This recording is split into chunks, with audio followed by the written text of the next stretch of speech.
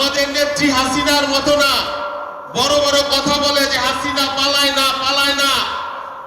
3 দিনের মধ্যে বাগার পার হয়ে একা জান নিয়ে পালায় চলে গেছে বন্যে নিয়ে।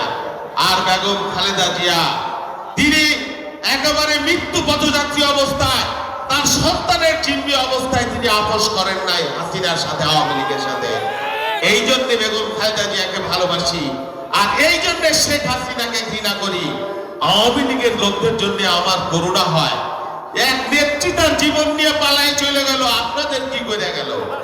আপনাদের যদি লজ্জা থাকে এই আওয়ামী লীগকে থুতু বাইরে আপনাদের বিদায় করা, ঝাঁটিয়ে বিদায় করা উচিত।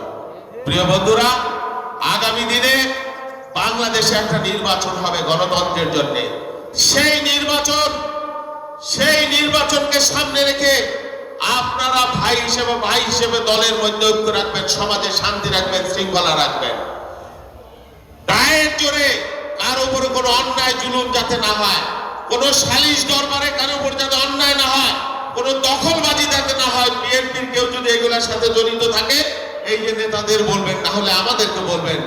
আমরা কিন্তু এগুলো কোনো প্রশ্রয় দেব না। আমাদের দলের করা নির্দেশ, এলাকার শান্তির জন্য, মানুষের শান্তির জন্য আমরা যে কোনো ত্যাগ স্বীকারের জন্য, যে কাউকে আমরা ত্যাগ করবার জন্য আমরা প্রস্তুত।